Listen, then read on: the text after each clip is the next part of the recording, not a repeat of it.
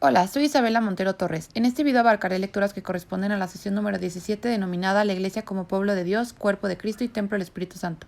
El primer texto que se presenta es del Catecismo de la Iglesia Católica y se titula La Iglesia como Pueblo de Dios, Cuerpo de Cristo y Templo del Espíritu Santo. Las tres ideas principales del texto son las siguientes. Primera idea, Jesucristo es aquel a quien el Padre ha ungido con el Espíritu Santo y lo ha constituido sacerdote, profeta y rey. Segunda idea, Cristo es la cabeza del cuerpo que es la Iglesia, por ello se entiende que es el principio de la creación y de la redención. Tercera idea, la Iglesia es la esposa de Cristo. Un resumen del texto es el siguiente. Se comienza hablando sobre la Iglesia, pueblo de Dios, afirmando en principio que Dios quiso santificar y salvar a los hombres no individualmente y aislados, sin conexión entre sí, sino hacer de ellos un pueblo para que le conociera de verdad y le sirviera con una vida santa.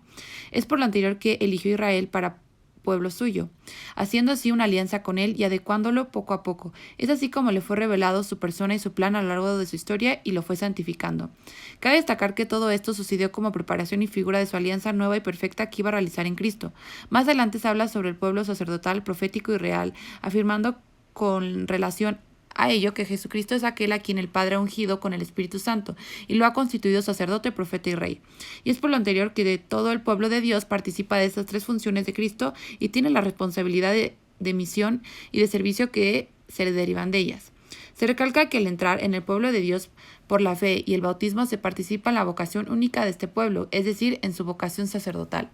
Se aclara que el pueblo santo de Dios participa también tanto del carácter profético de Cristo como en la función regia de Cristo, la cual implica que Cristo ejerce su realeza atrayendo así a todos los hombres por su muerte y su resurrección.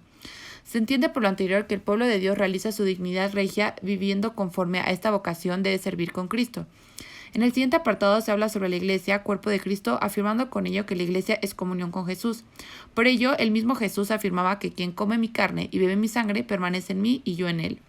Se señala que inclusive cuando fueron privados los discípulos de la presencia visible de Jesús, este no los dejó huérfanos, sino de hecho les prometió quedarse con ellos hasta el final de los tiempos, por lo que les envió su espíritu. Por lo anterior, la comunión con Jesús se hizo en cierto modo más intensa. Posteriormente se destaca que la comparación de la Iglesia con el cuerpo nos permite entender aún mejor sobre la relación íntima entre la Iglesia y Cristo, afirmando por ello que siempre está unificada a Él, en su cuerpo. Se resalta además tres aspectos de la Iglesia, cuerpo de Cristo más específicos: la unidad de todos los miembros entre sí por su unión de Cristo, Cristo cabeza del cuerpo, la Iglesia, esposa de Cristo. Un punto importante a resaltar es que los creyentes que responden la palabra de Dios y se hacen miembros del cuerpo de Cristo quedan estrechamente unidos a Cristo. Más adelante en el siguiente apartado se señala que Cristo es la cabeza del cuerpo que es la Iglesia, por ello se entiende que es el principio de la creación y de la redención. Cristo es tan importante que es quien provee nuestro crecimiento. Para hacernos crecer hacia Él, Cristo distribuye en su cuerpo, la Iglesia, los dones y los servicios mediante los cuales nos guían mutuamente en el camino de la salvación. Es por lo anterior que se entiende que Cristo y la Iglesia son el Cristo total. En el siguiente apartado se aclara que la Iglesia es la esposa de Cristo. En este punto se explica que el tema de Cristo, esposo de la Iglesia, fue preparado por los profetas y anunciado por Juan el Bautista. Finalmente, un punto importante a resaltar son los llamados carismas. Se afirma que estos son gracias del Espíritu Santo, que tienen directa o indirectamente una utilidad eclesial. Los carismas están ordenados a la edificación de la Iglesia, al bien de los hombres y a las necesidades del mundo. Con respecto a lo anterior, cabe recalcar que los carismas se han de acoger con reconocimiento por el que los recibe y también por todos los miembros de la Iglesia. Es importante señalar que constituyen riqueza siempre que se trate de dones que provienen verdaderamente del Espíritu Santo y que se ejerzan de modo plenamente conforme a los impulsos auténticos de este mismo Espíritu. El segundo texto es del Evangelio y se titula Evangelio según San Marcos capítulo 9. Las tres ideas principales del texto son las siguientes. Primera idea, algunos no morirán hasta ver la gloria de Dios venir con poder. Segunda idea, Jesús sana a un niño endemoniado que no puede hablar, enseñando con ello que todo le es posible al que tiene fe. Tercera idea, la enseñanza de Jesús para los hombres recae en el ser capaz de eliminar todo lo que en nuestra vida pueda hacernos pecar. Un resumen del texto es el siguiente. El capítulo comienza hablando sobre cómo algunos no morirán hasta ver la gloria de Dios venir con poder. Luego se narra cómo 6 días más tarde Jesús toma consigo a Pedro, a Santiago y a Juan, sube aparte con ellos solo a un monte alto y se transfiguró delante de ellos. En este punto fue cuando se les aparecieron Elías y Moisés, conversando con Jesús. Este acontecimiento permite darles fuerzas que necesitaban para poder seguir adelante en su obra redentora.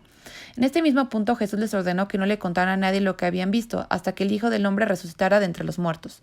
Más adelante en el capítulo se narra sobre el acontecimiento en el que mucha gente y unos escribas discuten entre sí. Jesús por lo tanto se preguntaba el porqué de su discusión, a lo que un hombre contestó que traía a su hijo pues estaba endemoniado. Este hombre le había pedido a los discípulos de Jesús que lo ayudaran, pero no fueron capaces. Jesús se molestó y ordenó a que se lo trajeran. Al final Jesús tuvo misericordia y sanó al niño que no podía hablar, enseñando la importancia de creer, de la oración y del ayuno, pues él mismo afirma que todo es posible al que tiene fe. Ante ello les explica a sus discípulos que la razón por la que no pudieron echar fuera al demonio fue porque para este tipo de especie solo puede salir con oración. Luego salieron de ese lugar y atravesaron Galilea. Durante este recorrido Jesús vuelve a anunciar su muerte y su resurrección a los 3 días. Más adelante llegaron a Cafarnaún y una vez en casa les preguntó ¿de qué discutían por el camino? Ellos no querían decir, pues de lo que habían discutido era sobre quién era el más importante.